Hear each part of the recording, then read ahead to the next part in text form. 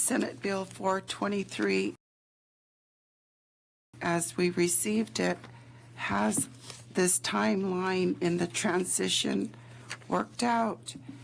And I heard a problem with the transition in Representative Carrie Smith's amendments. Is that going to be addressed, or is that already addressed? Is that a problem as you see it? Maybe for Representative Smith. Are you asking Representative Smith a question? Yes, yes. Representative Smith, would you yield? Yeah. I might take and defer that to Ms. O'Connell, because I think she knows right the spot where we have the transition on it. She has the entire bill memorized.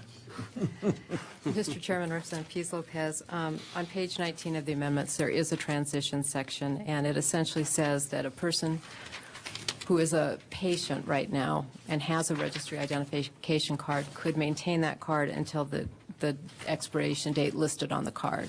So if someone were to obtain a card today, that card would still be valid for 1 year, and they would be able to continue their use of marijuana under that card. People who are registered as caregivers right now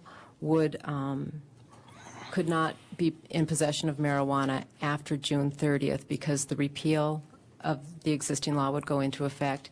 These new provisions would go into effect on July 1st, so any providers would have to be registered with the department according to the provisions of the law as it would be under the amendments.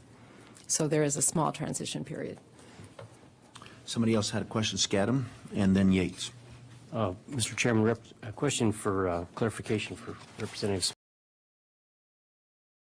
Didn't you just read that the initiative stated no money? No sales? Chairman Howard, the state didn't talk about money. The current law that's out there says something like there can be reasonable compensation, which again, when you look at the current law, we don't specify reasonable compensation in any business models.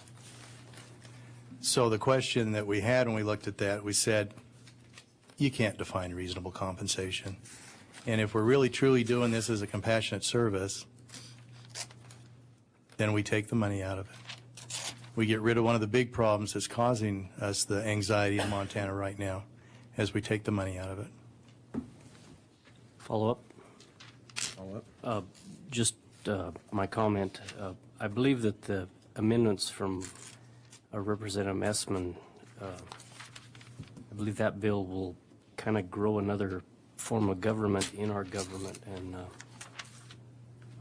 I can't oppose that by itself. Or I can't vote for that by itself. Representative Yates. Mr. Chair, members of the committee, I'm hoping everybody takes into consideration voting on this amendment that Representative Sands has testified in support of Representative Smith's substitute bill, and I think we have to respect the fact that she's worked hard. And long before this session began. And no, I haven't read it thoroughly, but I'm putting my trust in Representative Sands that through the course of the amount of time that she's spent with this issue, that she's given the guidance that will give the direction for this bill to restore some trust with the people on how this program proceeds. And you know, the one thing I've learned since I've been here, I've had to put a lot of trust in people in appropriations, and we've done that. So I would just ask everybody to consider that she's put some effort into this, and this isn't a fly by her seat amended substituted bill, and I would say everybody needs to support this thing and get it on the floor. Representative Hill first, and then Representative Thanks a lot, Mr. Chair. Just a comment on Representative Yates' recent reflections, and that's that we already heard a bill to regulate medical marijuana. I believe the first or second week of the session. That was House Bill 68. That was a bipartisan interim bill. And with all due respect to Representative Yates, I believe it was this committee that perhaps had a different sense of Representative Sands' bill at that time when they voted to defeat that bill. So that's my comment. Representative Noonan. I was just going to call Yates out on the bill as well. Poor old Yates. Wait a minute. Representative Hunter and then Representative Kennedy. I guess, maybe just to add on to that a little bit, I don't want to belabor that point, but, we've had months here we've said no to all of them. The House has been on the repeal bent, and we certainly could have passed all these ideas out of here a long time ago because we certainly heard all of them. And I'm disappointed that, we're moving so fast at the 11th hour that we can't even give some time to consideration of other ideas. I'm actually going to vote for this amendment, not because I think it's the perfect bill. I don't. I think there are many problems in this bill. I'm putting some faith in the potential that this bill might be changed. I'm putting some faith in the potential that we could solve some of these problems either on the floor or in conference committee. But my experience so far has been when you all decide what you're going to do, that's what you're going to do. And we have not seen many times this session when we have actually been listened to. Now, I'm pleased that Representative Sands was a part of this process, and I'm pleased, Representative Yates, that her input was taken here. But there are more Democrats than just Representative Sands. And we also have a voice, and we also have some views, and we'd also like them to be heard. And they have not been heard very much. So in the faith that, there is receptivity to other ideas as we go forward here, I will vote for this because we do need a process. I agree with you that way, that something has to come out of this committee. And we have been on our side of the aisle saying we need a bill that deals with regulation, not just repeal, for months. And it's time we're finally getting there. I hope we're listened to as it goes forward. Representative Hill. Thanks a lot. Wait a minute. Representative Kennedy, I'm sorry. Go ahead. No, go ahead. You've had your three times. Question, so you better talk. Oh, okay. Well, I would like to speak to the bill then before we call the question. Members of the committee, I am going to vote against these amendments for a few reasons. First, you heard my absolute frustration that we have heard multiple bills regulating the medical marijuana industry. An hour before this committee hearing, we've gotten this basically substitute bill. I think that's an affront of the legislative process. I don't feel like that it's a good use of committee work to present all of the amendments on the regulation of an entire industry and presenting them all on the floor. Secondly, I think that these amendments are completely against the intent of the voters in 2004 when they passed this. We heard from Senator Essman's own words. He said that he believed that the voters, his quote was, passed the medical marijuana law as an act of compassion and for end-of-life matters. And so I'm going to give you a scenario here how this bill does not fit even Senator Essman's own version. This bill completely eliminates patients' access to get medical marijuana.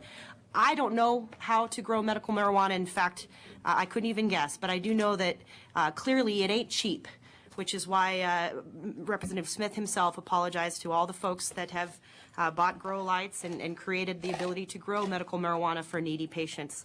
And so with that, I would say that if you were going to make an industry into a nonprofit industry, one where patients are expected to ask people to grow things for them for free, and in Senator Essman's words, in end-of-life matters, so apparently if you had 6 months to live, you better grow it quick.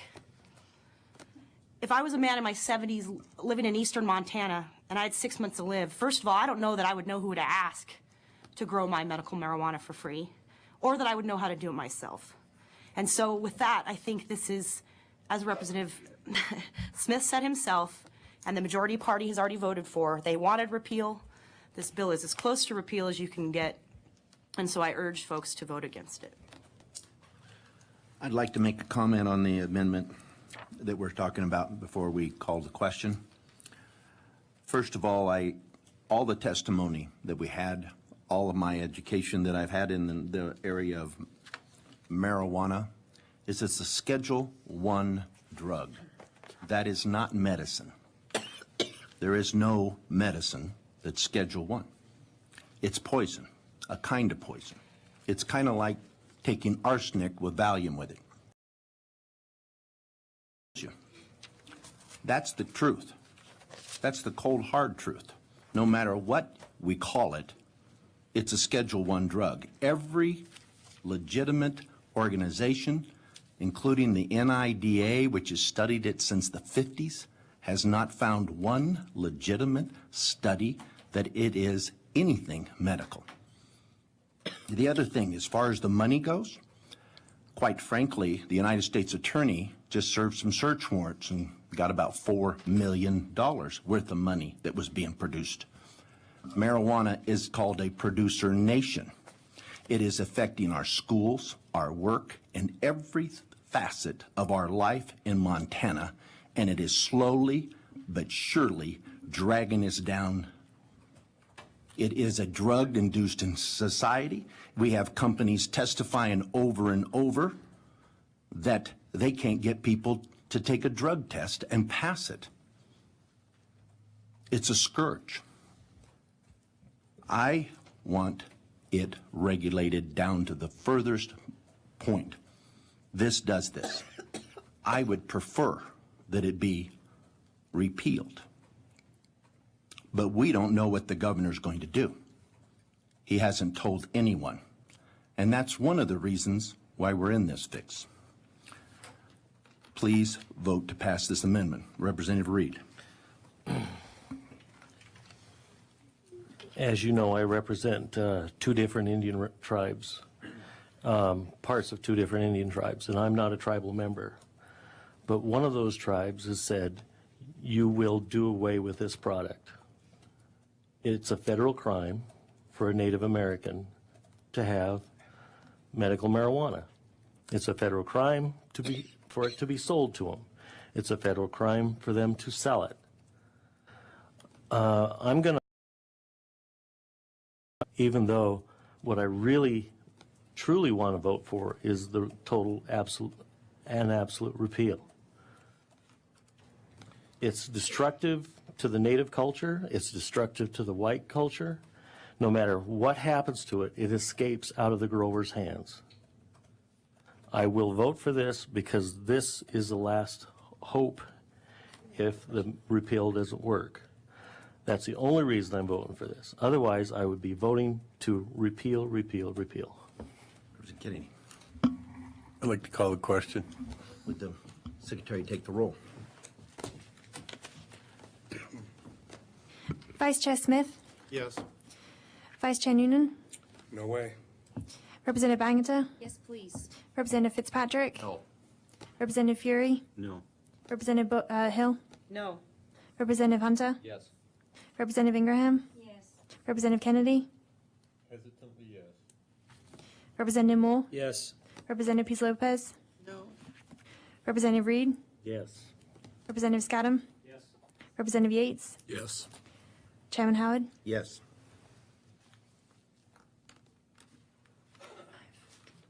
Motion passes 10-5. Representative Smith, would you move the bill as amended? Chairman Howard, I would move a do concur on Senate Bill 423 as amended. Question? Question, would you take the roll? Vice Chair Smith, Yes. Vice Chair Noonan, No. Representative Bangerter, Yes. Representative Fitzpatrick, Yes. Representative Fury, No. Representative Hill, No. Representative Hunter, Representative Ingraham, Yes. Representative Kennedy, Yes. Representative Moore, Yes. Representative Peace Lopez, Yes. Representative Reed, Yes. Representative Scadam, Representative Yates, Yes. Chairman Howard. Yes.